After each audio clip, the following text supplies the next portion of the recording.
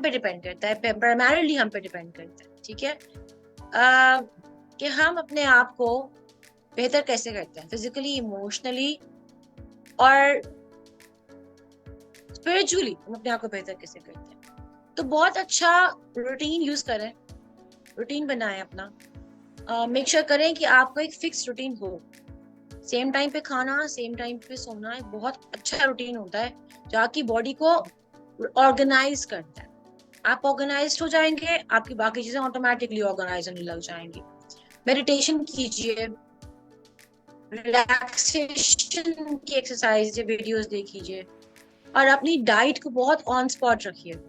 Eat proper diet and a constant diet. 3 times a meal of the day is very very important. Why?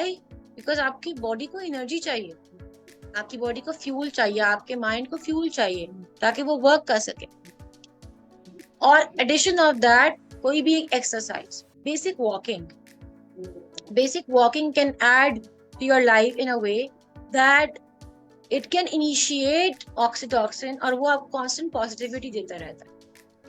Positive relationships बनाइए, अपने आसपास positive लोगों को रखिए, ऐसे लोग जो आपको बूस्ट करते हो, ना कि आपको डिटोरिएट करते हैं, ना आपकी सेल्फ एस्टीम को लो करते हैं। और ऐसी इन्वायरमेंट में रहिए जो आपको बूस्ट करती है, आपको मोटिवेट करती है to be a better person. ऐसे इन्वायरमेंट में ना रहिए जो आपको डिग्रेडेशन फील करवाती हो, आपको लोन करते हैं, आपको आइसोलेट किया जा रहा होता है। ऐसे इन्वायरमेंट में रहने से आप ऑटोमेटिकली जो पूरी बार पॉजिटिविटी है ना आप में, जो स्किल है, वो भी खत्म होने लग जाएगी। सो अपना इन्वायरमेंट क्रिएट करें, make the right environment where you can thrive, where you can be better, where you can learn, because you are learning individual और आपको थ्राइव करना है।